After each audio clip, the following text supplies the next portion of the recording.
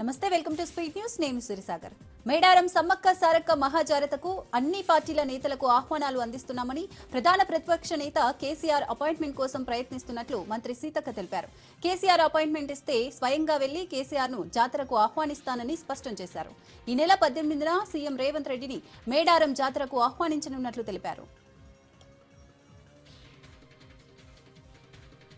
మేడారం సమ్మక్క సారక్క మహాజాతరకు రావాలని కోరుతూ CPI, BJP, MIM శాసనసభ పక్ష నేతలకు మంత్రి సీతక్క ఆహ్వాన పత్రికను అందజేశారు.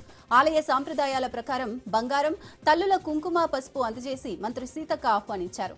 మండలి చైర్మన్ గుత్తా సుఖేందర్ రెడ్డిని వ్యక్తిగతంగా కలిసి జాతరకు రావాల్సిందిగా కోరారు. మంత్రులు, శాసనసభ్యులు, శాసన మండలి సభ్యులు, ఉన్నతాధికారులు ప్రతి ఒక్కరిని కలుస్తూ మేడారం జాతరకు ఆహ్వానిస్తున్నారు మంత్రి సీతక్క.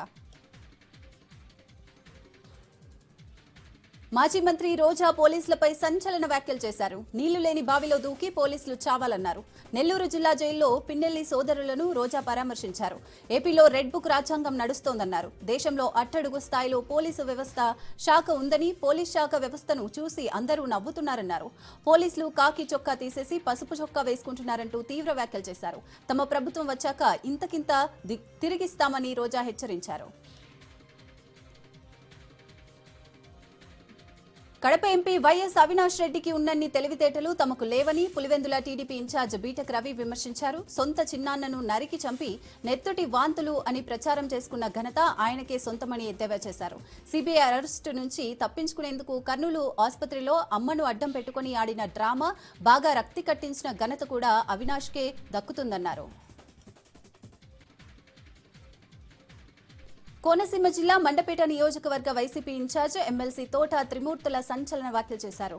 తెలుగుదేశం నాయకుడివా లేదా వీధి రౌడీవా అంటూ మున్సిపల్ కమిషన్ టీవీ రంగారావుపై ఆగ్రహం వ్యక్తం చేశారు. మున్సిపల్ కమిషనర్ టీడీపీకి తొత్తుగా వ్యవహరిస్తున్నారన్నారు. కనీసం శిలాఫలకాలపై కౌన్సిలర్ల పేర్లు కమిషనర్ వేయడం లేదని ఆరోపించారు.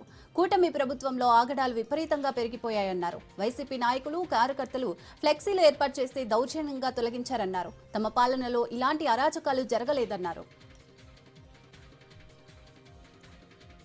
కృష్ణా జిల్లా మచిలీపట్నం వైసీపీ జిల్లా ఆఫీసుకు కొలతలు వేశారు మున్సిపల్ అధికారులు. హైకోర్టు ఆదేశాల మేరకు వైసీపీ కార్యాలయ స్థితిగతులు ఏ విధంగా ఉన్నాయో తెలిపేందుకు కొలతలు వేసినట్లు మున్సిపల్ కమిషనర్ బాపిరాజు తెలిపారు. మాజీ మంత్రి, వైసీపీ జిల్లా అధ్యక్షులు పేర్ని నాని సమక్షంలోనే టౌన్ ప్లానింగ్ అధికారులు కొలతలు వేశారు. ఎన్టీఆర్ జిల్లా విజయవాడ పటమట కృష్ణవేణి స్కూల్ రోడ్డులో నూతనంగా నిర్మించిన ఆంధ్ర క్రికెట్ అసోసియేషన్ అడ్మినిస్ట్రేషన్ ఆఫీసును ఎంపీలు సానా సతీష్, కేశినేని శివనాథ్ ప్రారంభించారు. విజయవాడలో కార్యాలయం ప్రారంభించడం సంతోషంగా ఉందన్నారు. నారా లోకేష్ ఆధ్వర్యంలో ఉమెన్స్ స్టేడియం ఏర్పాటు చేస్తామని, త్వరలో ఏపీఎల్ మ్యాచ్లు కడప, మంగళగిరి, మూలపాడు, విశాఖలో నిర్వహించనున్నట్లు తెలిపారు.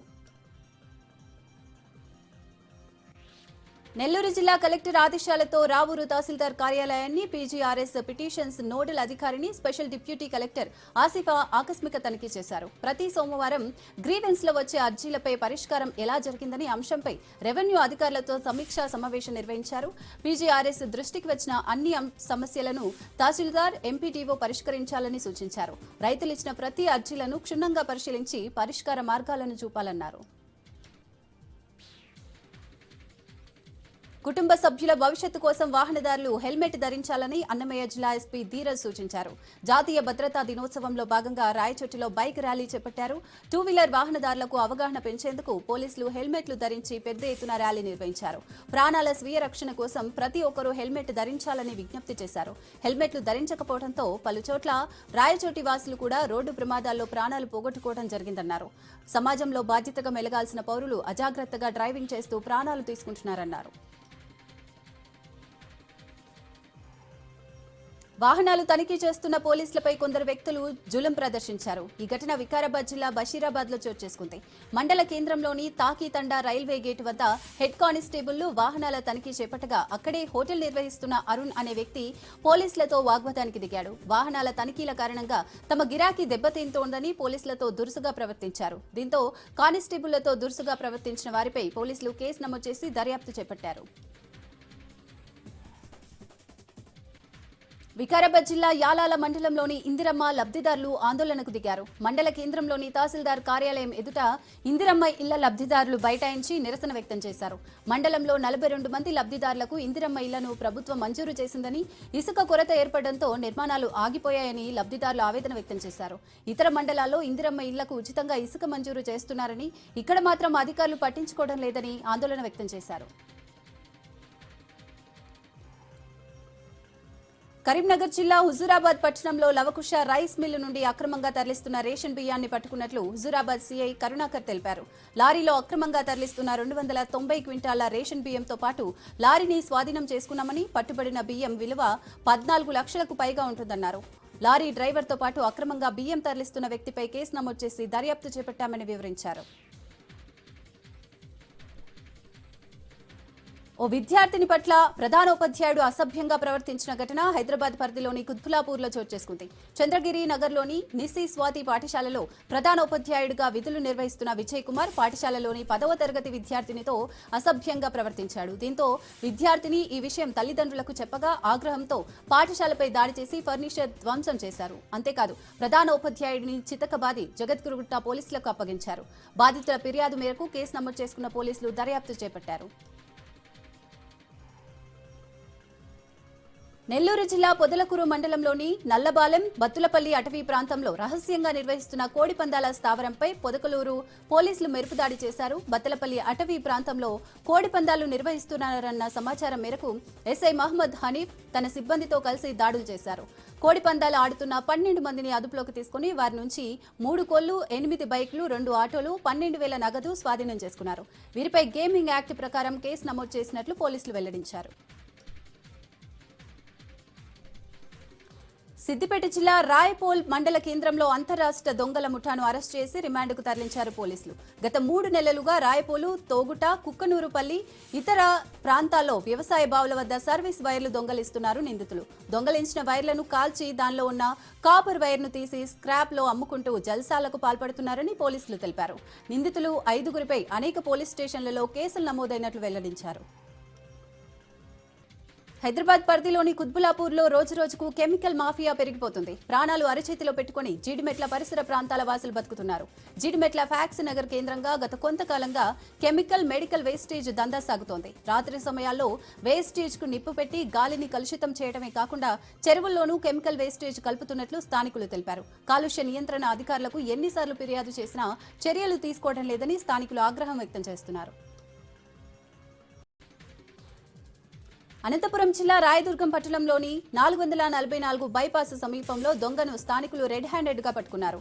ఇనాయత్ ఆటో స్పేర్ పార్ట్స్ దుకాణంలో అర్ధరాత్రి సామగ్రిని దొంగతనం చేస్తుండగా హరి అనే దొంగను స్థానికులు పట్టుకున్నారు. గత 2 సార్లుగా ఇదే దుకాణంలో దొంగతనాలకు పాల్పడిన హరికి బుద్ధి చెప్పినప్పటికీ యథావిధిగా చోరీలకు పాల్పడుతుండటంతో స్థానికులు హరిని పోలీసులకు అప్పగించారు. కరీంనగర్ జిల్లా హుజూరాబాద్ పట్టణంలో అక్రమంగా తరలిస్తున్న రేషన్ బియ్యం పట్టుకున్నారు పోలీసులు. లారీలో అక్రమంగా తరలిస్తున్న 290 క్వింటాల రేషన్ బియ్యంతో పాటు లారీని స్వాధీనం చేసుకున్నారు. పట్టుకున్న రేషన్ బియ్యాన్ని సివిల్ సప్లై అధికారులకు అప్పగించినట్లు పోలీసులు తెలిపారు. మంచిర్యాల జిల్లా చెన్నూరు మండలం కిష్టంపేట గ్రామ సమీపంలో అడవి జంతువుల మాంసం విక్రయిస్తున్న 3 వ్యక్తులను ఫారెస్ట్ అధికారులు అదుపులోకి తీసుకున్నారు. నిందితులను చెన్నూరు ఎన్జీఓ కార్యాలయానికి తరలించగా పరారీలో ఉన్న మరో 2 నిందితుల కోసం గాలిస్తున్నట్లు తెలుస్తోంది. వేట మాంసాన్ని ఎవరెవరికి అమ్మకాలు జరిపారనే విషయమై అటవీ అధికారులు ఆరా తీస్తున్నారు. మెగాస్టార్ చిరంజీవి నటించిన శంకర వరప్రసాద్ బెనిఫిట్ షో టికెట్లను వేలంపాటలో కొనుక్కునేందుకు పశ్చిమ గోదావరి జిల్లా నర్సాపురంలో మెగా అభిమానులు పోటీపడ్డారు. అన్నపూర్ణ థియేటర్లో మెగాస్టార్ అభిమాన సంఘం నిర్వహించిన వేలంపాటలో నర్సాపురం పట్టణానికి చెందిన చాగంటి గణేష్ 1 లక్షకు టికెట్ను కొనుగోలు చేశారు. రాష్ట్రంలో అత్యధిక మొత్తంలో బెనిఫిట్ షో టికెట్ కొనుగోలు చేసిన 3 అభిమానుల్ని ప్రీ రిలీజ్ ఈవెంట్లో చిరు కలిసే అవకాశం ఉండటంతో అభిమానులు ఈ వేలంపాటలో పాల్గొనేందుకు ఆసక్తి చూపుతున్నారు. విజయవాడ దుర్గా మల్లేశ్వర స్వామి వార్ల దేవస్థానంలో విధులు నిర్వహించే సెక్యూరిటీ సిబ్బంది మరింత అప్రమత్తంగా పనిచేయాలని ఈవో షీనా నాయక్ సూచించారు. భక్తులతో ఎలా గౌరవంగా వ్యవహరించాలి అనే అంశంపై మహామండపం 6వ అంతస్తులో జరిగిన శిక్షణ కార్యక్రమంలో ఆయన పాల్గొన్నారు. దుర్గా మల్లేశ్వర స్వామి వారి దేవస్థానానికి వచ్చే భక్తులు ఎంతో భక్తి శ్రద్ధలతో దూర ప్రాంతాల నుండి వస్తారని, అలాంటి భక్తులతో మర్యాదగా ప్రవర్తించడం సిబ్బంది బాధ్యత అన్నారు.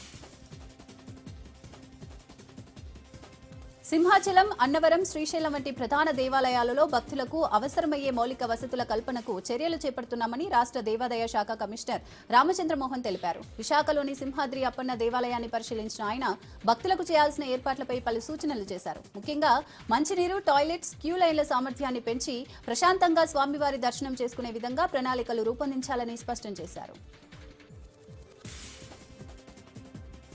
శ్రీశైలంలోని మల్లికార్జున అన్నసత్రంలో నిబంధనలకు వ్యతిరేకంగా డాన్సులు చేసిన సిబ్బందిపై చర్యలు తీసుకున్నట్లు ఆలయ ఈవో శ్రీనివాసరావు స్పష్టం చేశారు. 5గురు సిబ్బందిపై విచారణ జరిపి విధుల నుంచి తొలగించినట్లు తెలిపారు.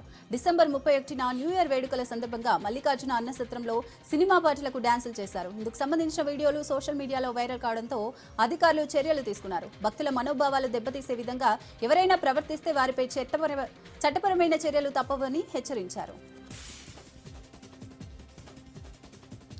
తిరుమల శ్రీ వెంకటేశ్వర స్వామి వారిని పలువురు ప్రముఖులు దర్శించుకున్నారు. వీఐపీ విరామ సమయంలో పార్లమెంట్ అగ్రికల్చర్ కమిటీ సినీ రచయిత విజయేంద్ర ప్రసాద్, సినీ నటి Surekha Vani, Supreetha, producer Lohith, KVN production అధినేత వెంకట నారాయణలు వేర్వేరుగా కుటుంబ సభ్యులతో కలిసి స్వామివారికి దర్శించుకుని మొక్కులు చెల్లించుకున్నారు. దర్శనానంతరం ఆలయ రంగనాయకుల మండపంలో వేద పండితులు వేద ఆశీర్వచనం అందించగా ఆలయ అధికారులు శ్రీవారి తీర్థ ప్రసాదాలు అందజేసి పట్టువస్త్రంతో సత్కరించారు. సినీ నటుడు సాయిధరం విజయవాడ కనకదుర్గమ్మను దర్శించుకున్నారు. ఈ సందర్భంగా ఆలయ అధికారులు సాయిధరం తేజ్ కు ఘన స్వాగతం పలికి దర్శనం ఏర్పాట్లు చేశారు. అమ్మవారి దర్శనం అనంతరం వేద పండితులు ఆశీస్సులు అందించగా ఆలయ అధికారులు అమ్మవారి చిత్రపటం ప్రసాదం అందజేశారు.